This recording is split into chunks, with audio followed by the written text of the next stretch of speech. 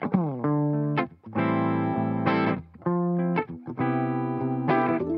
there, this is executive producer Dave Morris. Emily's taking a little break this week, so I'm sitting in and thought I'd share some past conversations on the subject of creativity.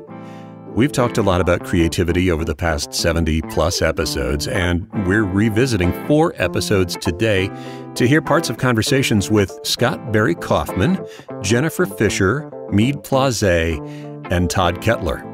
That's straight ahead. So, we have some pretty big news to share with you. Over the holiday break this year, we are revamping our podcast a bit. So, when we return in 2021 and beyond, we'll be able to bring you even more episodes, and we'll do it under a new banner. Beginning in January, Mind Matters will become the Neurodiversity Podcast. This new name better defines what we do. It will help people more easily recognize and understand what we're about, and hopefully make us even easier to find. And we'll be releasing episodes more often, with an even larger variety of guests to help you better understand the various areas of neurodiversity. We'll be doing everything we've been doing, we'll just be doing more of it. The neurodiversity movement is really gaining momentum, and the progress is helping enrich the lives of millions of differently wired people around the globe. At Mind Matters, we've been honored to play a small part in advancing the movement, and we pledge to do even more in the future as the Neurodiversity Podcast. And you won't need to change anything. New episodes will show up just as they always have, on the same platforms as before, and if you are subscribed to us, they'll just appear in your list as always. You'll just notice the new name and a new logo. Also, our social media pages and groups will remain the same. You'll be subscribed to them and you won't need to change anything. So, if you've subscribed to or followed us in the past, we'll still be there. And we hope you'll be here in January when Mind Matters becomes the Neurodiversity Podcast.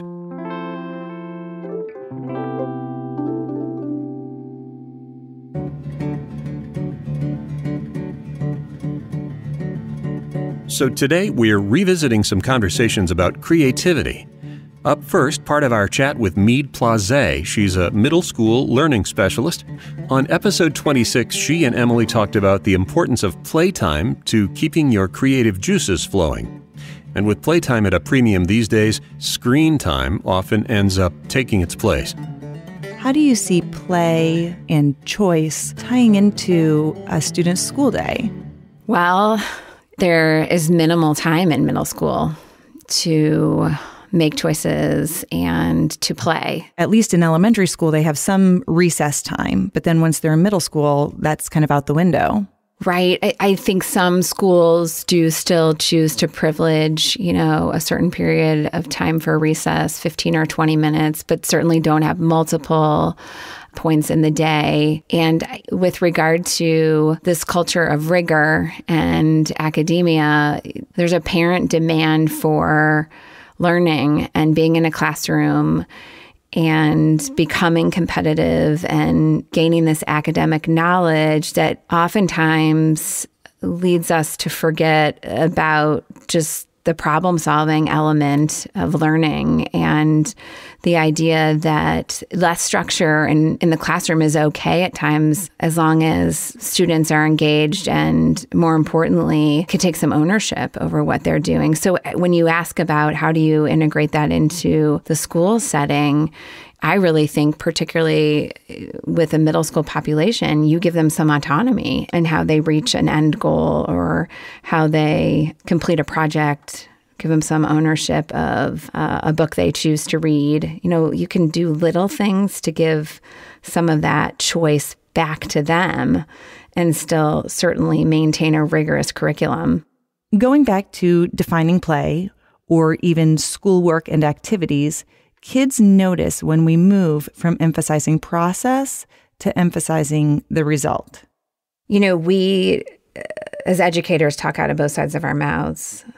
And middle schools is probably a safer place to do that. We say that grades don't matter and it's all about process. And yet we're not always, designing flexibility in a process and cheerleading students through sort of what I consider a really healthy struggle, a healthy intellectual struggle to learn from mistakes and really gain a lot of knowledge from that process, because then it goes back to the accountability of teachers is to give students grades, because that's how parents interpret success. And it's hard to articulate as teachers what the value of process and struggle is. Do you have any experiences, with some of the students that you've worked with more? We've kind of talked about the data that you pulled from this study, but just things that you've seen that really exemplify your point with how important this is for us to integrate into kids' lives. I think most commonly what I hear from students is that they lack passion for what they're pursuing, and how they approach academic tasks. They seem to do things for other people. I was talking to a student the other day who wrote an essay that he'll present in a public forum, and he really talked about and emphasized this whole idea that everything he does all day is for other people, to please other people. And at what point would he have some opportunity or choice to please himself? And again, that goes back to this intrinsic motivation and just the idea that when students have ownership, there's passion for what they're doing, there's fulfillment. And I just see and hear students talking less and less about that, because they're just trying to meet the demands of the adults in their lives, the expectation that's put before them. I mean, when I reflect on my childhood, even middle school and high school, I remember getting together with friends and just like sitting around and looking at each other and going, okay, well, what are we going to do? And kind of figuring that out. But it's interesting to think about how kids have so little of that time now, and how will that influence them as they get older? Well, and I think so, as listeners, who many of you probably either have children or interact with them regularly, how does this generation respond to being bored? They really don't know what to do. And I think as I, I'm lucky enough to have experiences communicating with my students as they move on to the high school and the college level, as they get to a place and a space where they don't know how to make those choices for themselves, because they don't know what to prioritize. They don't know. They're afraid of what the outcome may be and whether or not their choice is seen as a fail.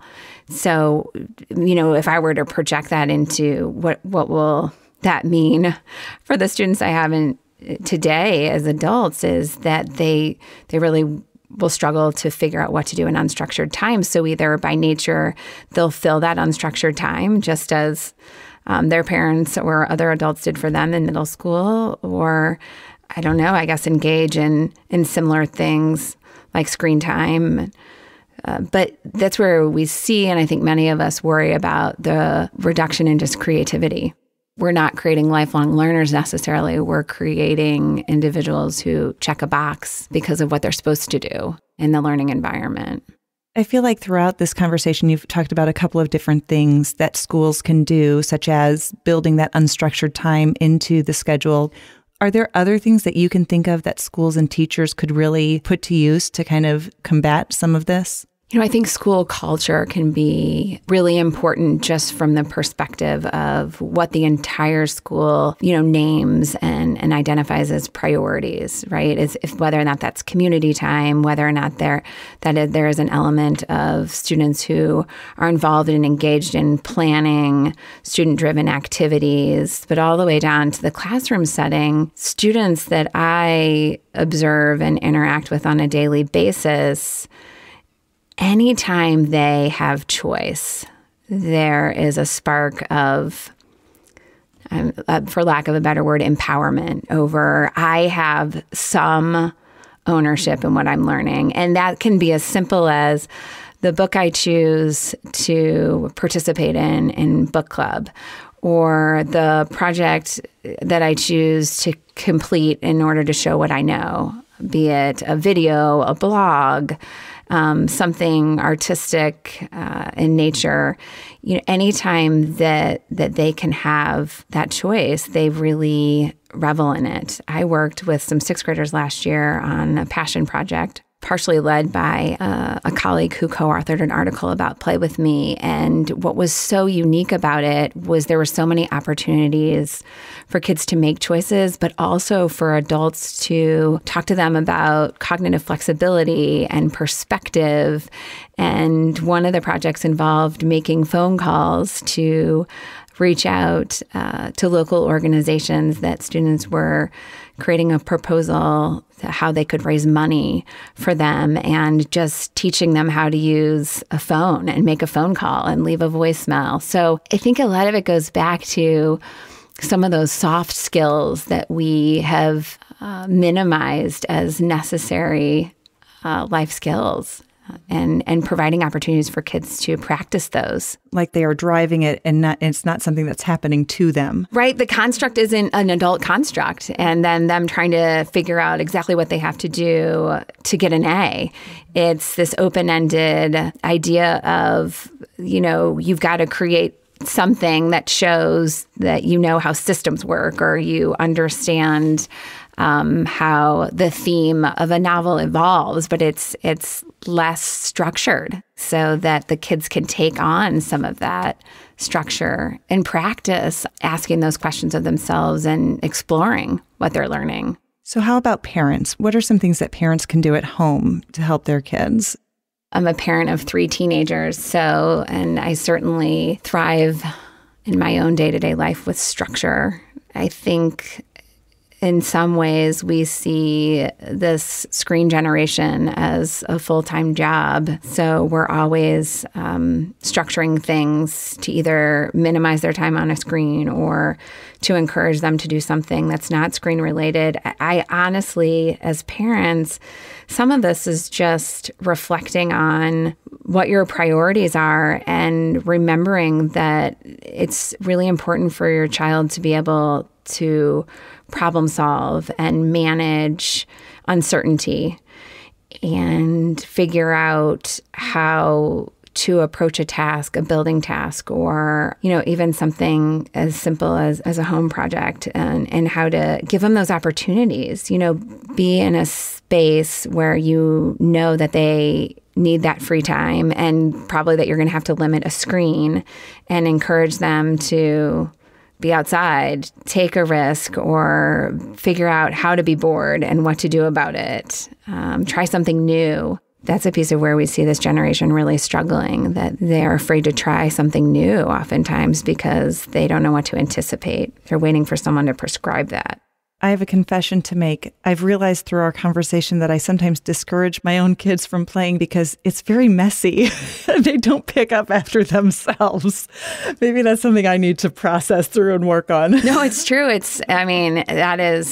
I'm sure you're not alone in that. It's very true. When kids play, it is messy. When they bake, it's messy. When they create slime, it's messy. When they do all of those play tasks, they make a mess. And I think that's what's happening too with chores. We don't have the time to let our kids experiment with doing chores, because if they do it the wrong way, and they don't put the dishes back exactly where they were supposed to go, and that's challenging for us to swallow.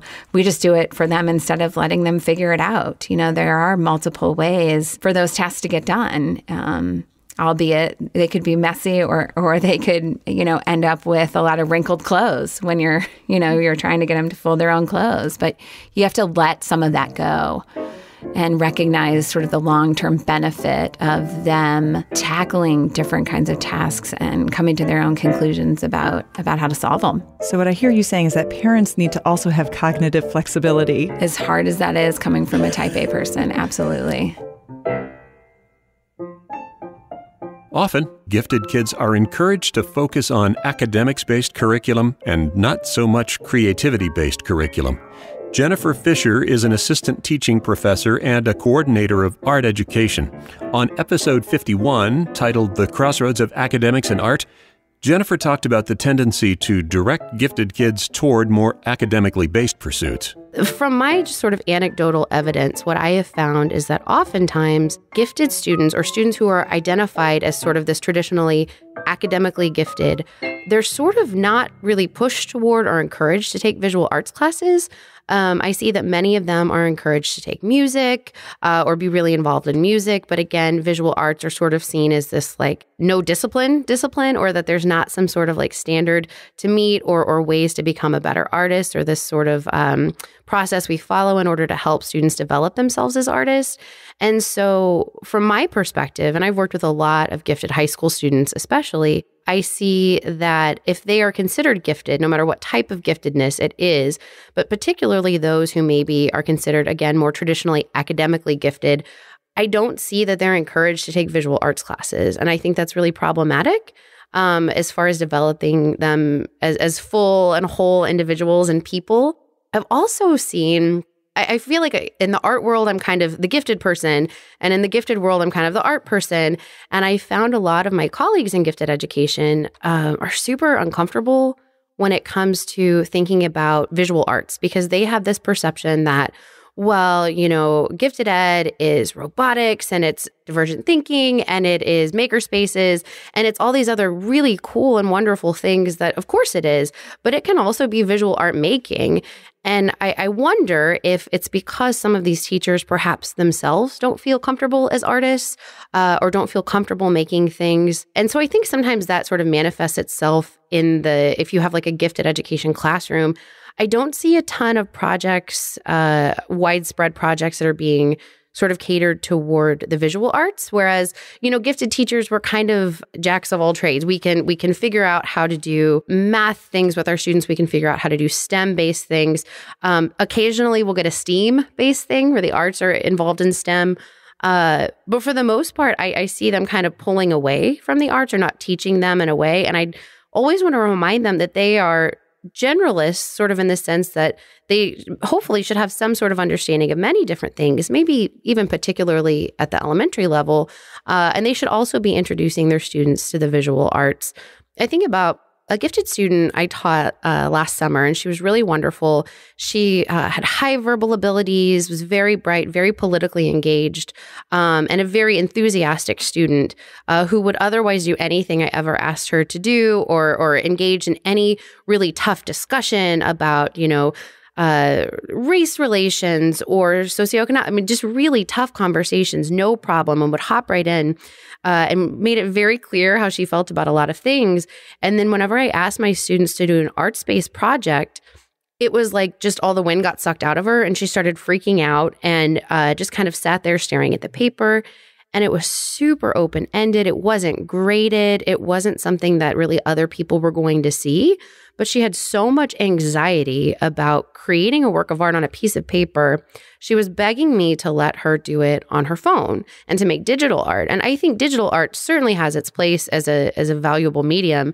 But the fear that this student had, this high school student, about making art on a piece of paper, because she said, well, it'll just look terrible. It'll look awful. And I thought, who cares? You know, but again, with sort of like these perfectionistic tendencies in a lot of our students, whereas if it was a really tough math problem, I think that maybe a gifted teacher would say, oh, let's try it. Let's work at it from several angles and let's look at it from a different perspective.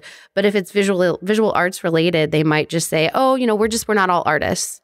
Well, you know, I'm not really a super strong mathematician, but I just worked really hard and tried to learn so I could be a better mathematician. Art's really just the same. I notice a lot of times when I've worked with kids, especially gifted kids, they do get really focused on finding that just right answer. Mm-hmm. And so the nice thing about math and science is that it's very close. Like, I know that this is the right answer. Mm-hmm. And anytime they have to do something ambiguous, whether it's in writing or mm-hmm. visual arts or whatever the case might be, that can be really paralyzing for them, I think, because of that perfectionism. And also because, you know, naturally they want to do the right thing. Yeah. And so, they get reinforced for doing the right thing. You hit on something else I think that's really important too. And that is kind of a comparison, you know, so I come to gifted education kind of with that counseling background and you've got the arts background. And I know a lot of times when I talk to gifted ed teachers about social emotional stuff, they will say to me, well, I'm not a counselor. And I imagine that that's probably the same thing that you hear. Totally. And so one of the really interesting things that I always think about is if you've studied art education for any length of time, you probably have heard about a guy named Victor Lowenfeld. He's kind of a giant in the field of art education. And he, this is back in the early 20th century, talks a lot about the stages of artistic development. And to boil a really sort of like long, complicated situation down to the roots, it's essentially like any other kind of scale of child development, watching how a child develops artistically at each stage, whether they start in the scribbling stage, from it's like 0 to 2, I can't remember exactly, where they're just trying to hold a crayon or they're just trying to put a mark on a piece of paper, and watching how that develops. Most people, not just high ability students or gifted students, most of them stop getting formal arts training in late elementary or middle school. And then a few students go on to get arts training in high school, or maybe they just take the one visual arts class that's required so they get their fine arts credit. But if you think about whenever people stop learning about art, it's often much earlier than they stop learning about things like biology or any type of mathematics.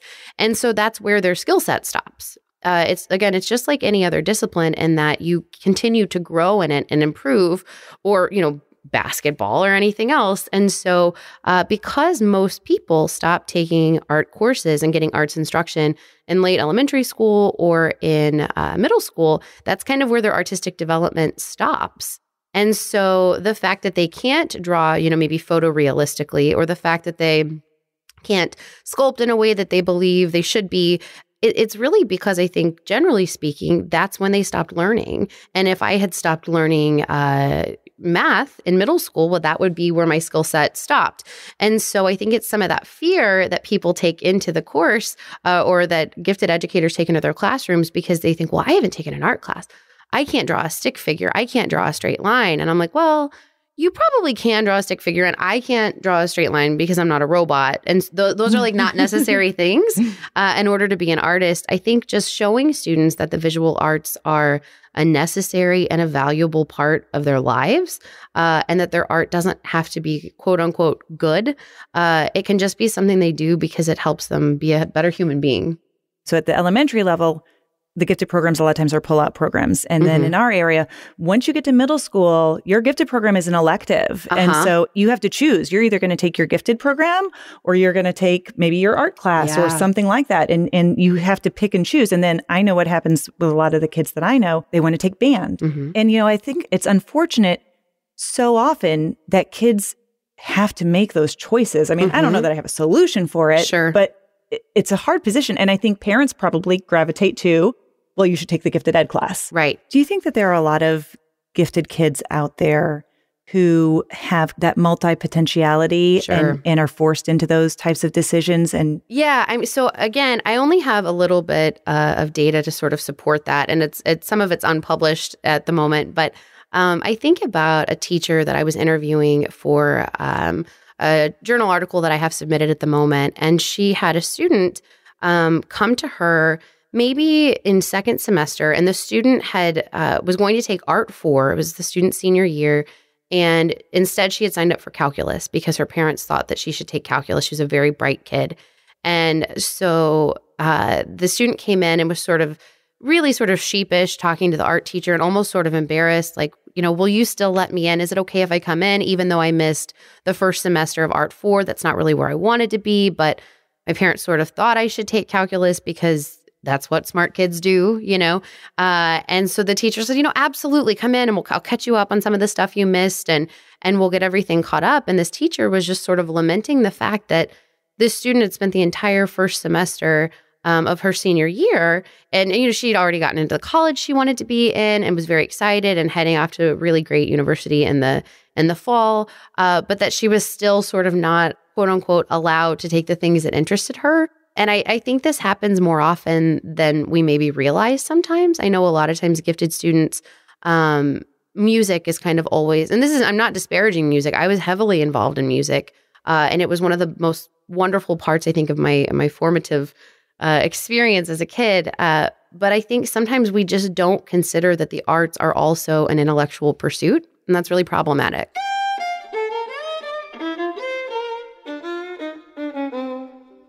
Hey, it's Dave, the producer of Mind Matters, sitting in for Emily this week, and we're talking about creativity. There's this tendency to think of academics and creativity as being sort of at odds. Dr. Scott Barry Kaufman is a psychologist and also hosts the Psychology Podcast. He's also the author of Wired to Create, Unraveling the Mysteries of the Creative Mind. And on episode 23, titled Rethinking the Definition of Intelligence, Emily talked with Scott about creativity versus academics, and if it's possible to learn to be creative. As you know, a big part of my career is studying the creative mind and creative brain, and it has a different signature than the intellectual. Of course, you could be extremely high IQ and be extremely creative. Maybe that's another myth as well, is that you can't be creative if you're just have academic intelligence. That's a myth, right? You can be both. But we do find that those who are particularly divergent thinkers, they show sometimes the opposite pattern in the brain of high intellectual giftedness students, in the sense that they have reduced activation in their frontal lobes, not increased activation. The frontal lobes, particularly the dorsolateral prefrontal cortex, is super important for working memory, for concentration, for being able to really see what's relevant and ignore what's irrelevant. But creative students often show the opposite pattern. Creatively gifted students are able to see the things that are irrelevant to everyone else and tie it together. And when I started, all research is research. For me, all my research is research. I guess again, I shouldn't say all of it either, because I study like psychopaths, and that's not really me. I'm ravenously curious about everything, and this is part of the creative signature that I resonate with when I study the creative people. One could easily put a label of ADD on me. Easily, I'm sure that listeners of this podcast have already put that label on me, but I really am such a firm believer in looking beyond the label and looking at the humanity of these children and looking at the hidden strengths. You make an effort in the Twice Exceptional book to be inclusive with creative learners too. The subtitle of Twice Exceptional is Supporting and Educating Bright and Creative Students with Learning Difficulties. You mentioned earlier that academic achievement and creative ability are very different processes. But can someone with a high IQ cultivate their creative side? Would you say that creativity can be learned? You do find that people who score high on IQ are very good on the spot divergent thinking tests that are timed. But the problem is that, over the long haul, creativity involves, it evolves and it grows, and it's a whole lifestyle. And this is what we wrote in Wired to Create, the book Wired to Create. Creative people have a lot of characteristics that go way beyond IQ that they bring to the table. I've found in my own research, openness to experience, for instance, is the number one trait correlated with IQ, correlated with creativity. So I think that if we want to cultivate more creativity, I think we need to cultivate more of this kind of intellectual openness. And, part of openness to experience domain is intellect. It's actually intellect / openness. They both are part of the openness, the broader domain, which my colleagues and I have referred to as cognitive exploration. So the overall construct there is cognitive exploration. And I think that's far more important for creativity than your IQ score. Dr. Todd Kettler was our guest on episode 64, The Ethos of Creativity. Todd's an associate professor in the Department of Educational Psychology in the School of Education at Baylor University. Todd and Emily drilled down a little on that crossroads of academics and creativity. I'm curious, what are some of the factors that you've learned that do influence creativity in individuals? I mean, is it something that's innate? Is it something that can be learned? What are the pieces that mold that in somebody? I'll start with all of the above. Yes. Is it innate? In some ways, yes, it is. And the two primary ways that I think creativity is innate is there's some relationship between cognitive ability and creativity, and personality and creativity. And for the most part, cognitive ability and personality are some traits that most people are born with. They're very tightly connected to our genetic makeup. We don't get to choose our personality; it sort of chooses us, and we get some amount of cognitive capacity. Both of those tend to be related to creativity, but not exactly. So I'll give you an example. What we know is having average to above average cognitive ability does enhance creative capacity, but there's a limit. Like once you surpass, maybe 1.5 or 2 standard deviations above the norm in terms of intelligence, it doesn't necessarily continue to grow the creativity. But there's like a sweet spot from average to slightly above average. Personality, one of the things we've learned about creativity over time is there does tend to be a personality profile associated with creative people. I don't want to make it sound like personality causes creativity. Sometimes I think creativity could similarly cause personality. So I don't want to infer a cause and effect relationship, but we do tend to know that there is a personality profile, typically favoring openness to experience more than anything. And creative people tend to be a little bit lower on conscientiousness, unless you're a creative scientist. And actually, we find creative scientists tend to also have pretty high levels of conscientiousness. So you're referring to the Big Five personality model there? Generally, yes. Yeah. And so openness to experience and conscientiousness are 2 of those 5 factors. Most people don't necessarily know what that means. They say, well, what do you mean by openness to experience? And I typically say that openness to experience implies use of imagination, wonder, inquisitiveness, willingness to think of things in a new way. Yeah. We tend to think of openness to experience as these are people that have the high levels of this trait tend to like vague situations. So they find vagueness comfortable because it allows them to bring some structure to the vagueness, whereas people that aren't open to new experiences aren't as excited about vagueness. They like certainty. So it's this trait that does seem to go nicely with the types of cognition that we expect in creative thinking. Mm-hmm. And I want to follow up on the other thing that you asked. Yeah. You said, is it stable? Is it a trait? And I think those 2 are pretty stable trait-wise. But I also am deeply convinced that creative capacity is something we can develop. And when I say develop, generally I think of it as a set of skills, a type of thinking that we can enhance in students. So every student can grow in his or her creative capacity. I firmly believe that. I've seen that. The research supports that.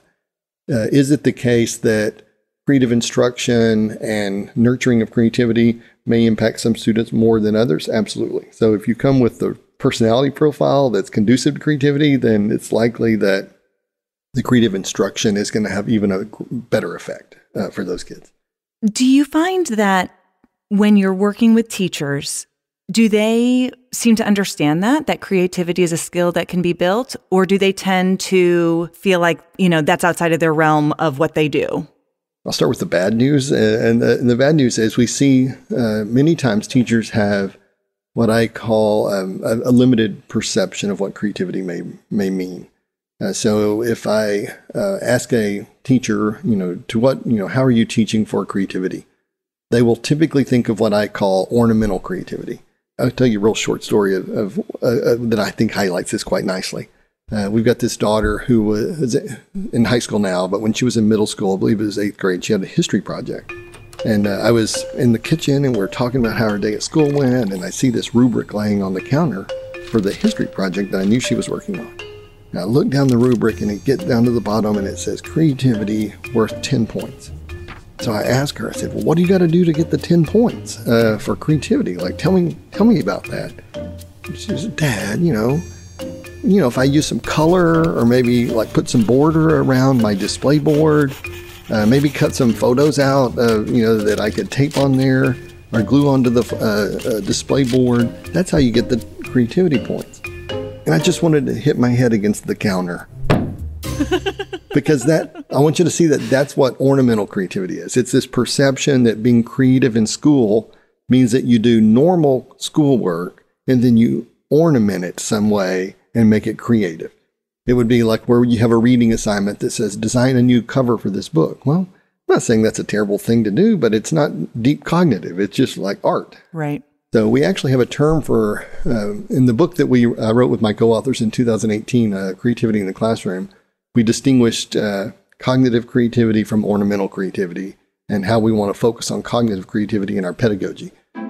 We also have this concept in the research literature, which is called arts bias, in the sense that when we ask people about creativity, if their first thoughts are Well, creativity has to do with the arts. So if I say, hey, how can we integrate some creativity into the curriculum? And people think, well, we could have students perform or draw or design. I think, no, creativity is coming up with a new idea, right? You don't have to go to a craft store to do that. You don't have to have markers. You don't have to have glue. Creativity is the generation of ideas. It's the recognition of new problems. It's having an insight, maybe understanding a historical event in a way that we haven't necessarily understood it before. Those insight moments are what I call cognitive creativity, and that's what we want to focus on in an educational setting more so than ornamental creativity for sure.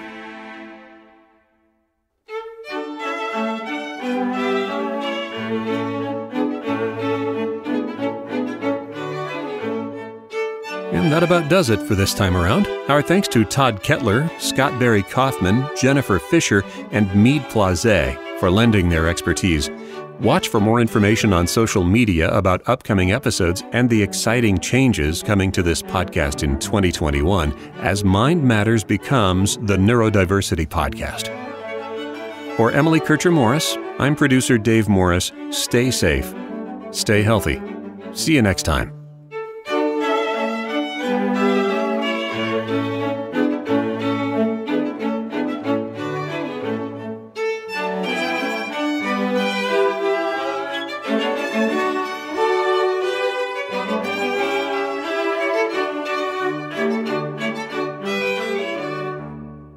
Mind Matters is a production of Morris Creative Services.